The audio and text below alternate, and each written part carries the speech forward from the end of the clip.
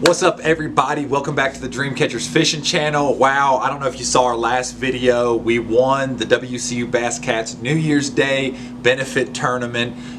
40 boats. I ended up launching in the morning by myself, and my friend Andy, who's in remission for cancer, I picked him up later in the day and said, man, come on, fish with me. We'll just have a good time. We ended up winning the tournament. We had 15.5 pounds. We had one big largemouth that was 375. We had a big mean mouth that was 380, and then we had 4 smallmouth that were literally all of them carbon copies, like 2.88, 2.85, and 2.81. So 3 that were almost 3, 2 that were almost 4. And today I wanted to break down the baits, what I was throwing. I'm going to break down in another video how I found this school of fish and how I find offshore winning schools of fish, because that's kind of the deal, is really dialing in. Like, a lot of guys were throwing what I was throwing over the course of this tournament, but it was where I was throwing it. But nonetheless, I wanted to break down what I was throwing.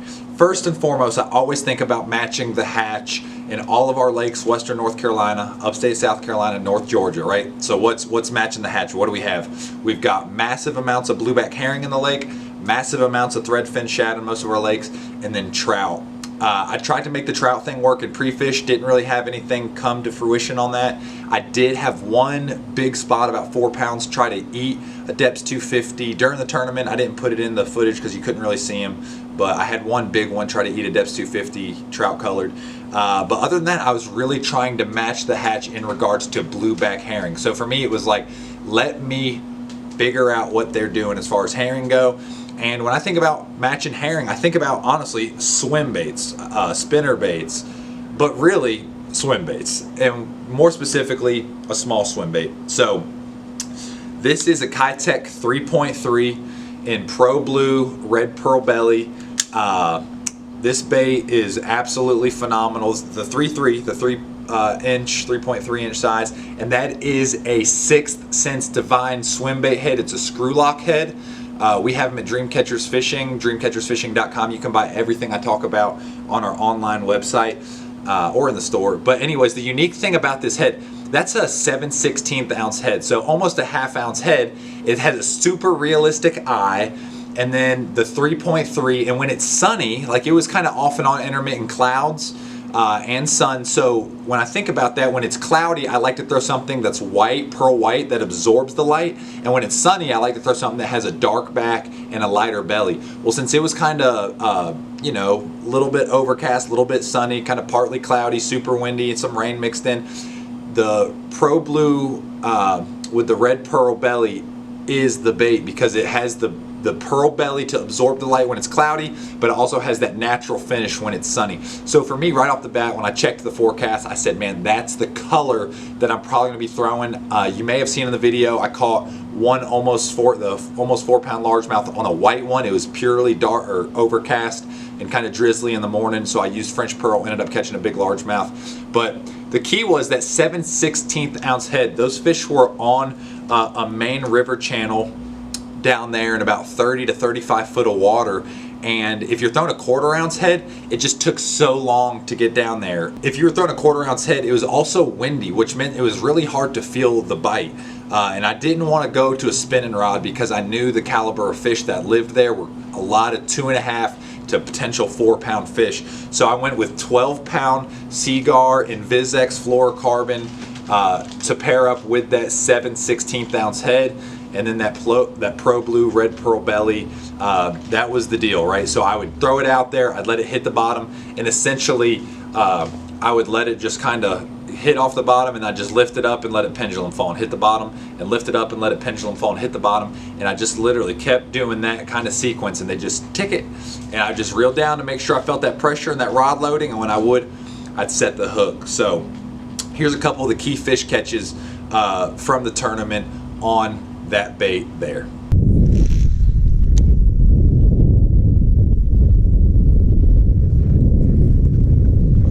Big largemouth. Steak pan. Big largemouth. Steak pan. Steak pan. Got him. Yes. Look at that.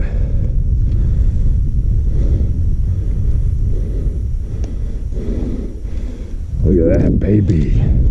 Oh, that's what I'm talking about. How about that? There's one. Not very big, I don't think. Maybe.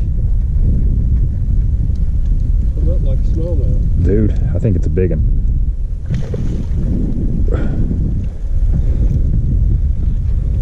You gonna help? Oh. You gonna help? You think so? I think it's gonna help.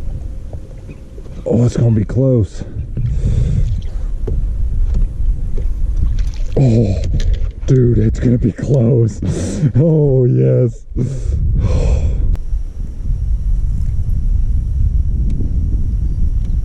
Oh, load, he's got it. Big, dude. Yeah? Big. Big. No, hell no. No, it's a big one, dude. It's a big one. Let's go. It's a big smallmouth. Oh, yes. I'm flipping him. Piss on it. It's 12 pound. Oh, let's go. Boy, that's a freaking tree. That was nice and fat. Oh, let's go. Oh, gosh. Got him. God, I don't think it's big, but man, it's pulling. It's definitely a spot.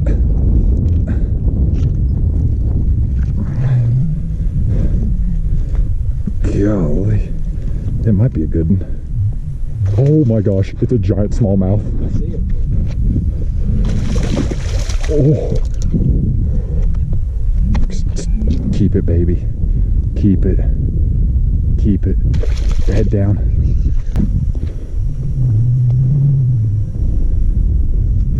Hooked pretty good.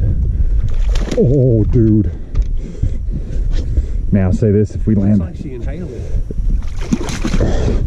If we land it, we're gonna have a chance. Dude, let's go!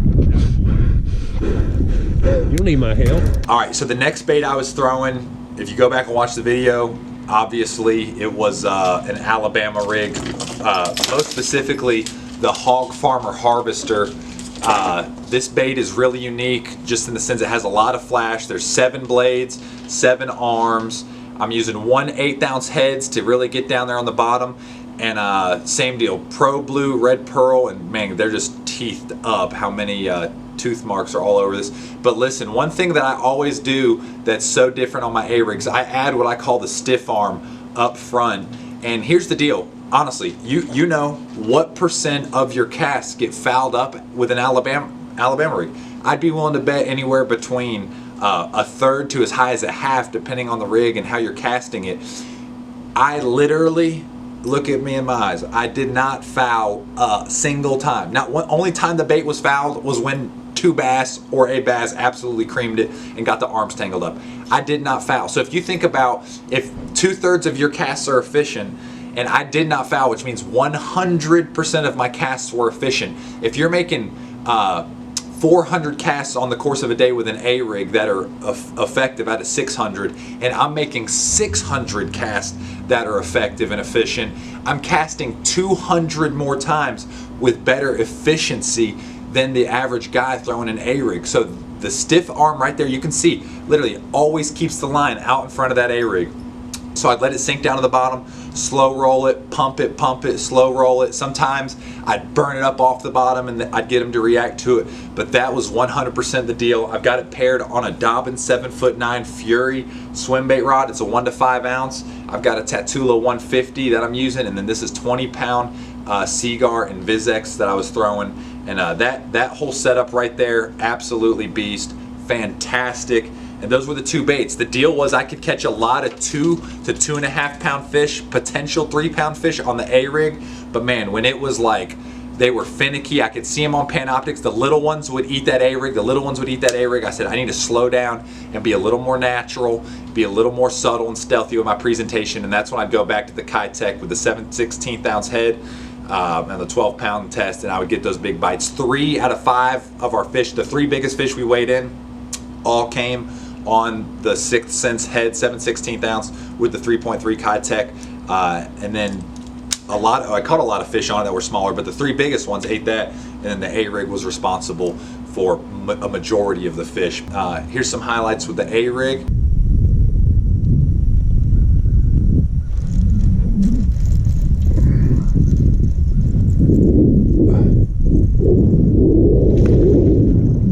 Smallmouth. Good one too. Look at that. Let's go. Number 5. That's a good smallmouth too. Nice.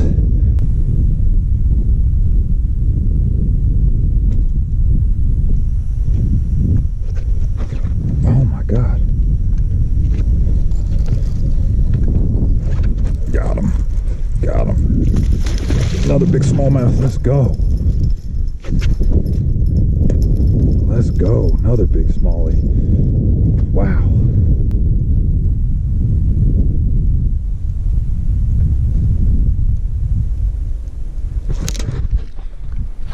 I got him still. You got equipment malfunction there. Yeah. I don't know how big he is. Oh, dude, it's a big one. Oh my gosh, it's a big one. There's a boat! Are you kidding me? Let's go! That's the craziest thing ever. We are doubled up. Oh my gosh. That's a true brown one too. Dude. Oh my gosh, dude, I went and the dang rod just broke. And I got him. And he's gonna make the team.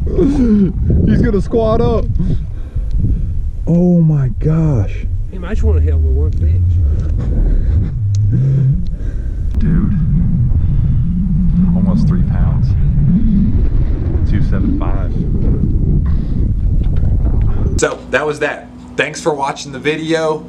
Subscribe to the channel. Also, next video coming out is going to be how I'm breaking down and finding these magical schools offshore. We've been doing it on Lake James.